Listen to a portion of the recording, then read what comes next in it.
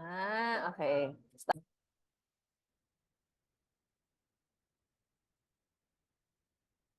Okay, so can you hear me clearly po?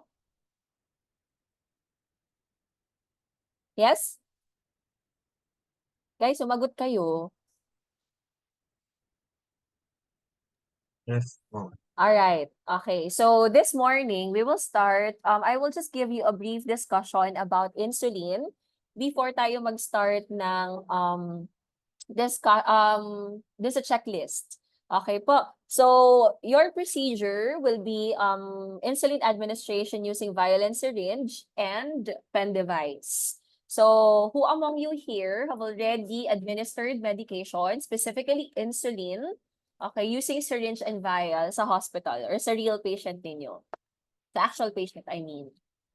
Sino na po? Sino po? Meron ba? Wala. Ako po, ma'am. Okay, so mag-answer kayo para because we only have 40 minutes sa Zoom. Okay? So, nagre-record ako. Alright? So, before tayo mag-start, brief discussion lang tayo about insulin. Okay, so when you hear the term or the word insulin, what comes to mind?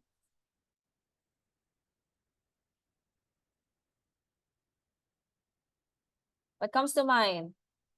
Cassandra?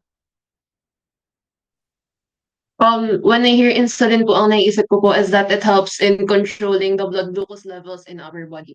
Okay, it helps to control the blood glucose level, specifically to decrease the blood glucose level. Okay po, what else? Krisha?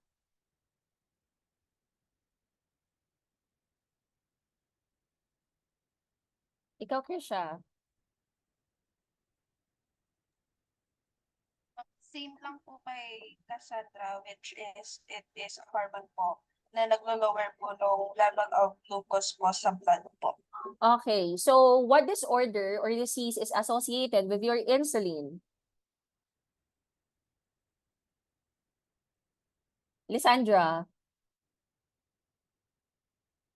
Diabetes po. Okay, diabetes. All right, so diabetes mellitus. So we have two types of diabetes, right? Very common na two types of diabetes are type 1 and type 2 diabetes. So which one is insulin dependent? What type is insulin dependent? Type 1. Type 1 po. Type 1. Okay. Type 1 is insulin dependent. Bakit nagkakaroon ng type 1 DM? It has something to do with what? Kasi yung pancreas ko hindi na po nakakapag-produce po ng insulin. Okay, very good. Bakit? Sa tingin mo hindi na siya nakakapag-produce ng insulin, Cassandra? Siguro po ma'am yung meron na po mismong damage sa organ po mismo kaya hindi na po siya nakakapag-produce po. Okay, thank you, Cassandra. So, ang type 1 diabetes mellitus, it has something to do with autoimmune reaction. Apo, it has something to do with autoimmune reaction. Di ba pag autoimmune, you attack your own cell. Okay po? So, specifically, the beta cells is being attacked. Alright? So, pag nagkaroon ng autoimmune reaction, the beta cells no longer secrete insulin. Okay po? So, ang mga patients with type 1 DM, they need insulin shots every day. Opo, we don't give OHA. Ano yung mga OHA? Oral hypoglycemic agents. Alright, we don't give OHA sa kanila. What they need is insulin shots every day. On the other hand, type 2 DM naman, the pancreas still secretes insulin. However, the body can't keep up. Opo, dun sa sinesecrete na insulin ng beta cells. Okay po. So, sa type 2 DM, it doesn't necessarily mean that they need insulin shots. Okay po. Ano yung kailangan nila? They need what? Modification of lifestyle, first and foremost. Okay? Modification of lifestyle, diet. Second, we give oral hypoglycemic agents. So, I will be discussing OHA sa lecture ninyo. Okay? Pag hindi na ma-control ang blood glucose level, that's the time. Kindly unmute, please. Okay, that's the time that we give insulin shots every day. That the doctor will prescribed insulin. Okay po. Pero pag sa type 1, they only need insulin shots. Opo, nakuha? Nakuha po?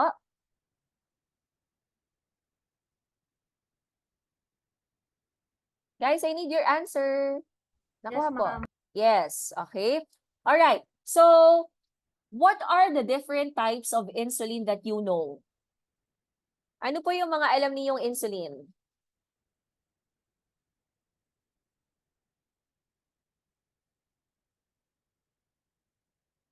Greg, pwede mong i-share siya yung entire screen mismo?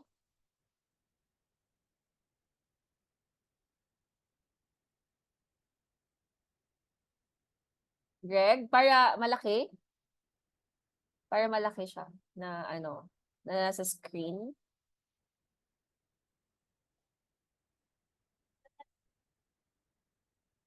Okay, wala pa si Xavier. All right, thank you very much. Okay, what are the different types of insulin that you know? Jordan.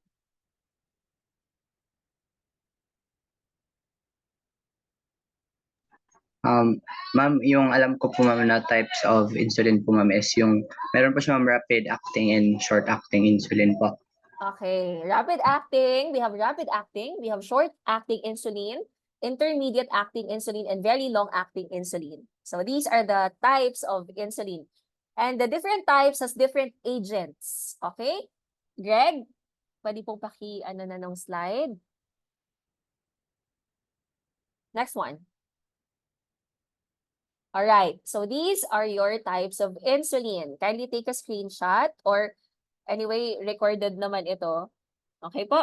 So the rapid acting insulin, okay, this rapid acting insulin po is ano ba ito i-ano? Okay, this rapid acting insulin, the different agents are lispro, aspart, and glulicin. Okay po. When we talk about medication, okay, when we talk about medication, ano pong ibig sabihin ng onset? What does onset mean? Ano pong ibig sabihin ng onset, guys? Itong onset, ano ibig sabihin niya? When we talk about medications. Lysandra.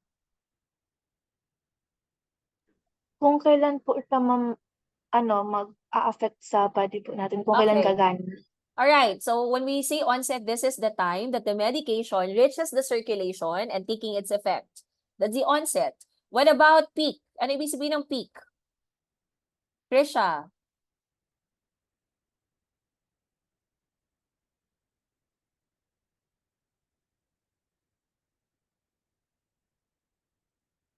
Krisha?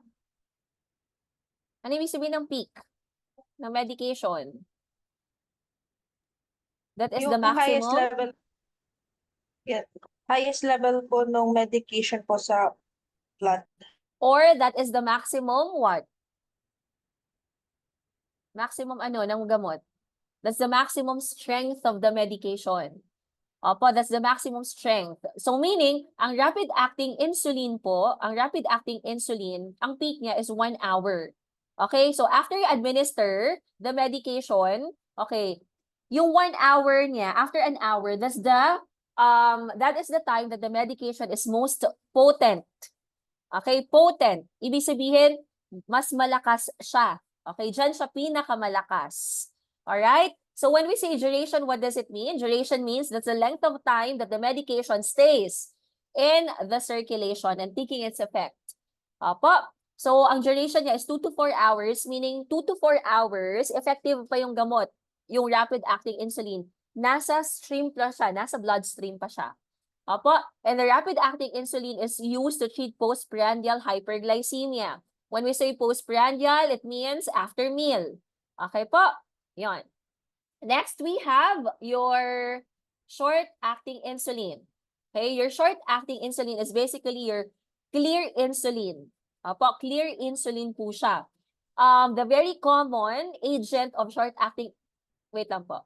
The very common agent of short-acting insulin is your regular insulin. Opo, itong regular insulin po, your regular insulin is a clear insulin. Apo. What is the route of administration ng mga insulin po natin, by the way? Where it? Anong route of administration natin sa kanila? Paano niyo siya binibigay? Through what? Guys, you need to answer. I'm asking question. Greg. Anong route of administration when you give insulin?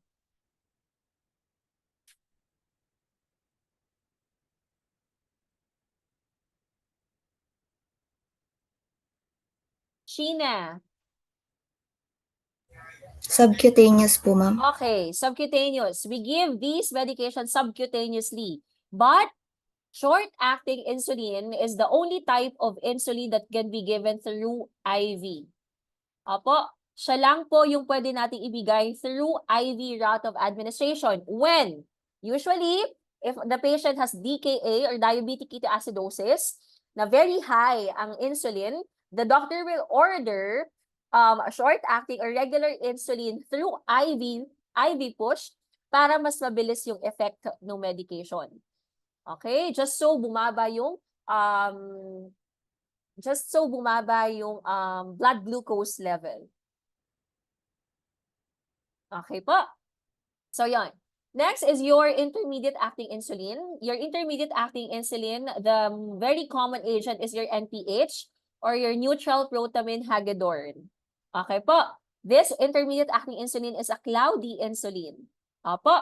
So ito pong dalawa, your short acting and your intermediate acting are the two types of insulin that can be mixed in one syringe. Okay. These two types are the two types of insulin po that can be mixed in one syringe. Sila lang, okay? It can be mixed in one syringe pero hindi po in one bottle. Okay? So this is actually your insulin syringe. Do not mistake an insulin syringe to tuberculin syringe. It's way different. Opo. So, ang tuberculin syringe comes with what? It comes with cc or ml, while your insulin syringe, it comes with units. But kung wala na kayong makuha na insulin syringe, you can use tuberculin, but there's a computation on how. If my mind serves me right, you will just divide it by 100. For example, 30 units of insulin is prescribed. You just divide it by 100. So, ibibigay mo lang is 0.3 using tuberculin syringe. But, dapat ito talaga ang gamitin natin as much as possible. Okay? The insulin syringe. Okay? And last but not the least, we have your very long-acting insulin. The example of very long-acting insulin agent, Glargine, Detimir. Yan. So, this is an example of your very long-acting insulin. This is insulin Glargine. Okay po. So yeah, meron din rapid-acting inhaled insulin but we don't give rapid-acting inhaled here in the Philippines. Okay? I reckon sa ibang bansa yan ina-administer but sa atin hindi. Okay po? Alright. Okay. Yan. Any questions so far? Later on, I will teach you how to combine the two types of insulin in one syringe. Apa? So, what are the possible complications po ba ng insulin administration with regards to the site of injection? Cassandra, ano yung mga sa tingin mo possible complications with regards to the site when we give insulin?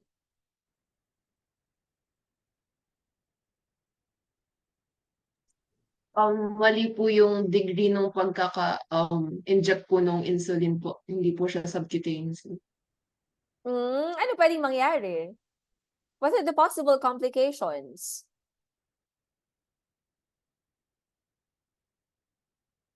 Okay, Greg, kindly click mo na po sa next slide.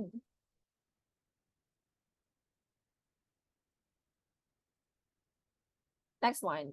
Next one. Hala, paano tumatanggal? Okay.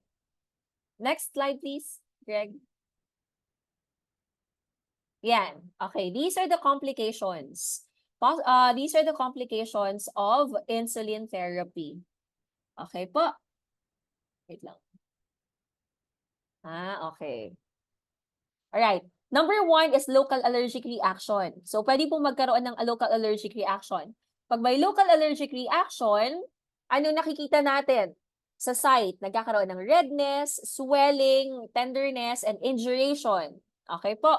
So, nagkakaroon ng 2 to 4 centimeter wheal. But, pag merong local allergic reaction, don't worry because it will just resolve itself, okay, few hours or few days after you administer insulin. Okay, ang nakakatakot is pag nagkaroon ng systemic allergic reaction. When we say systemic allergic reaction, there is an immediate local skin reaction that gradually spreads into generalized urticaria. Pag ang pasyente mo may generalized urticaria, anong mararamdaman niya? Lysandra?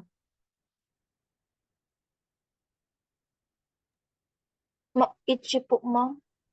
Swelling. Okay, ganun. itchiness. Alright, itchiness. So, what's the medical term for itchiness nga? Severe itchiness. We call it what? Trisha? Ang tawag natin doon? Starts with letter P. Jordan. Pruritus po, ma'am. Okay. Opo.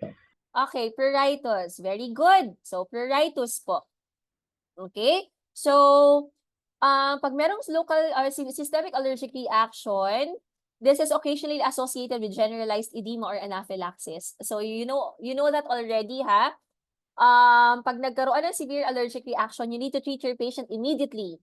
Opo, kasi kung hindi, pwedeng magkaroon ng anaphylactic shock. And you know what's the manifestations pag nagkaroon ng shock?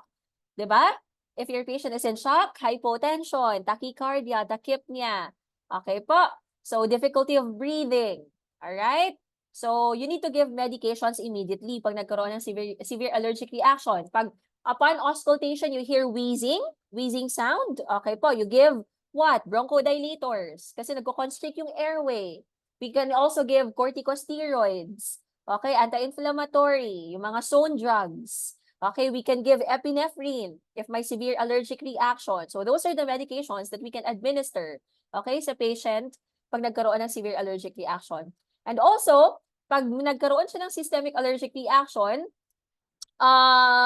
the treatment usually, okay po, sa insulin is desensitization. We call it desensitization. So with small doses of insulin given in gradually increasing amount. So paunti-unti, okay, hanggang yung until your body get used to it already. Para lang siyang if you have allergies sa seafood, you eat seafood paunti-unti. Okay po? Until such time that your body get used to eating, okay? Seafood. Okay po? That is desensitization. All right? So yan. And also we have insulin resistance. Okay? So next, Greg, next slide, please.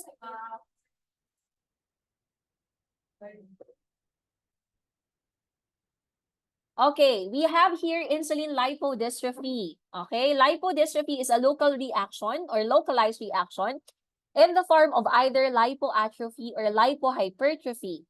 Okay, when we say lipoatrophy, it is the loss of subcutaneous fat. So if you have dimples, parang ganyan ang nangyayari. It appears a slight dimpling if you already saw a patient with repeating edema, once you press the skin, okay po, hindi po bumabalik sa dati. Okay, nagkakaroon ng parang uka. Okay po, that's pitting of subcutaneous fat. Okay? Ang lipohypertrophy naman, it is the development of fibrofatty masses at the injection site. Bakit? Why does lipohypertrophy occur? Okay, it occurs if you will repeatedly use the same site of injection. Opo, if you will repeatedly use the same site. That's why it is advisable to use different sites of injection. Opo, because if you will inject the insulin sa scarred area, the absorption of insulin may be delayed. Okay po? So, ayan. Alright? Next slide, please. Greg?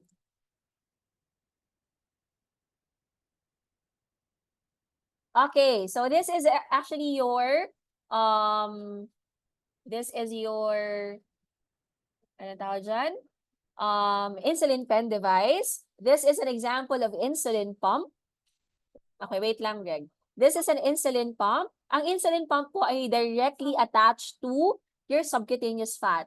Okay, like this. Parang nasa abdomen. Okay, nasa abdomen. Basta merong subcutaneous fat, that's where you will attach your insulin pump. So your insulin pump will administer medication or insulin sa patient based on the need.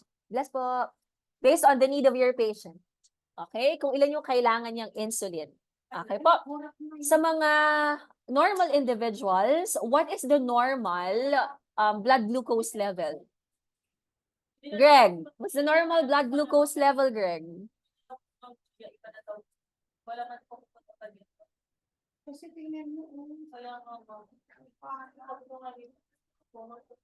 Um, 140 to 180. 140 to 180 is sa mga patients with diabetes. Okay, that's our blood glucose target. Pero the normal blood glucose level sa mga healthy individuals, we have 80 to 100. Okay po, or 80 to 120. Pero ang 120 kasi, that's pre-diabetes na. Okay po. So, ang blood glucose target natin sa mga patients with diabetes is 140 to 180 milligrams per deciliter. Opo. For example, nag-check ka ng blood glucose level sa patient mo. And then, yung blood glucose niya, diabetic siya. Yung blood glucose niya is 70. Okay. And your patient is conscious. Anong gagawin mo? Ano kailangan i-advise mo sa patient? Because 70 is hypoglycemia already sa mga patients with diabetes. Opo. So, anong gagawin mo? Anong i-advise mo sa kanila? Sheena. Anong i-advise mo sa kanila? Let your patient what?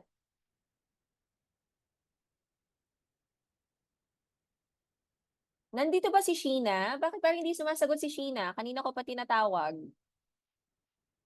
Okay, what about Angela? Angela? I will advise the mom to eat. Okay, let them eat. Okay? Give your patient fruit juice, o kaya low-fat milk, o kaya sweets. Angela, what about if your patient is unconscious? Hindi mo naman pwedeng gisingin. Gising na po, ma'am. Kailangan mo na pong, tawag dyan, kailangan mo na pong kumain. Unconscious yung pasyente mo. Anong gagawin mo, Angela? Ano po, ma'am? I-assess po, ma'am, yung blood glucose. Okay, 70 nga. Hypogly na yung patient mo. Anong gagawin mo? Tapos your patient is unconscious. You need to prescribe, you need to give a medication, Administer. right? You need to administer what medication? Ano medication yung kailangan mo ibigay, Angela? Na Yung OHA. i-prescribe?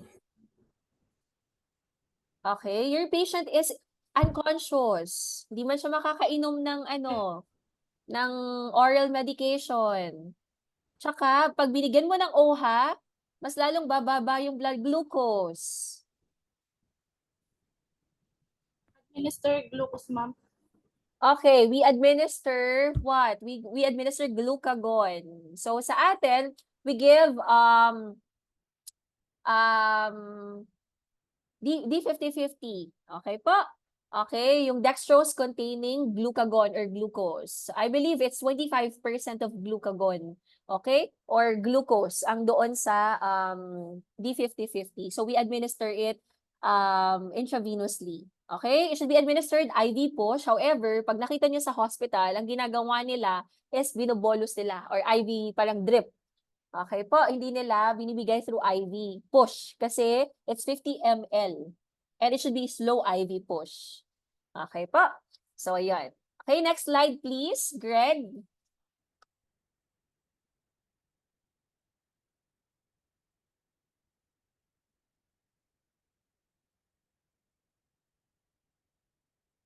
Greg, next slide please. Okay, next. Next pa po. Okay. Where will you store your your insulin? Okay po. So this is being stored sa fridge. Alright? Insulin are stored in the fridge. You can also put your insulin or store your insulin sa room temperature, pero do not expose your insulin sa extreme temperature. Okay? Do not expose your insulin sa too hot or too cold environment or directly sa sunlight. Hindi pwede. Okay po? If you will expose your insulin sa extreme temperature or too hot or too cold environment, pwede po magkaroon ng frosted whitish coating inside the insulin bottle. Okay po, we call it flocculation. Okay, pwede magkaroon ng flocculation. Okay? It occurs if you will expose your insulin sa too hot or too cold environment. And also, if you will administer insulin, make sure, for example, the doctor ordered prescription of insulin at 11 o'clock. Okay, as much as possible at 10:30 a.m. For example, at 10:30, ilabas nyo na po yung insulin sa fridge. Okay, ilagay nyo na siya sa room temperature. Let the insulin warm. Okay po, sa room temperature. Do not give the medication directly from the fridge because it will cause local irritation pag malamig yung insulin. Apo, so let it sit muna sa room temperature. Afterwards, administer the insulin. Apo. Okay, next slide, please. Greg. Oh my gosh, we only have 6 minutes. Next slide, please. Okay, if you will administer cloudy insulin, make sure you will rotate it. Okay, i-rotate nyo muna in order to mix it thoroughly. Apo. And by the way, if you will give medication, specifically insulin, always follow the rights of medication administration. That's very important. Alam niyo na yan, ha? No need to reiterate. Okay, you know it already. Okay, next slide, please. Okay, use insulin if it's evenly clear like water. Do not give or do not use insulin if it's straw-colored already. Okay? Or cloudy. Or meron ng mga particles na nagpo-float inside the insulin bottle. Okay? Or flocculated na. Okay? Next slide.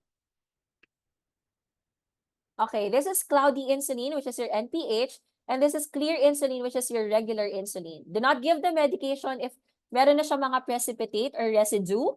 Or if the insulin is lumpy already or it's flocculated. Okay? Next, please. Next slide. Okay. This is how you will mix the two types of insulin. Again, the two types of insulin that can be mixed in one syringe are your short-acting or your regular insulin or your intermediate or your NPH. So this is how you will mix the two. Okay, using the same syringe, okay po? For example, 30 units of NPH. You will administer or you will inject air. Bye, take care. You will inject air. Okay, na 30 units. For example, this is a flat surface. Okay po. Assuming hindi ko siya hinahawakan kasi dapat mag-i-inject kayo sa flat surface. You will inject air of 30 units.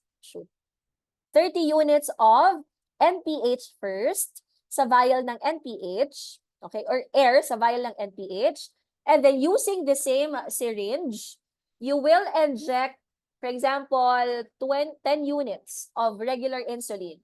You will inject 10 units of regular insulin or of air sa vial ng regular insulin. Afterwards, you will turn the vial upside down because you will withdraw first regular insulin, which is 10 units, and then followed by, sa vial naman ng NPH, 30 units naman of NPH. Okay po, that's how you mix the two. Para hindi kayo malito, think of NRRN. Okay, NRRN, NPH first, you will inject air sa vial ng NPH first, followed by inject air sa vial ng regular insulin, and then turn the vial upside down of the regular insulin because you need to withdraw regular insulin first, followed by NPH. Okay, kaya siya NRRN. Again, air sa vial ng NPH, followed by regular insulin. And then, withdraw regular insulin first, followed by NPH. That is how you mix the two. Bakit hindi pwedeng cloudy insulin muna ang una? Bakit hindi pwedeng NPH muna? It's because you are just using one syringe. Pag inuna nating winidraw yung cloudy insulin and ilalagay mo po siya sa vial ng regular insulin, okay? Yung vial po ng regular insulin, baka pwede siyang makontaminate. Okay? Pwede siyang makontaminate. Pwede siyang malagyan ng cloudy insulin. If that happens, the vial of regular insulin is bound inactive already. Apo, hindi mo na siya pwedeng gamitin. Alright? That's why we need to draw up regular insulin first, followed by cloudy or the NPH. Nakuha po ba? Nakuha? Yes, ma'am. Okay. So, it's 1 minute and 45. Paano ba to i-upgrade? Okay. Ay, may bayad pala to. Okay. So, stop ko na muna. I will be sending another Zoom link. Okay po. Para sa next natin. Kasi magsa-stop na to. And then, Greg, i-share mo na lang ulit later. Okay? Wait lang po. Give me a second.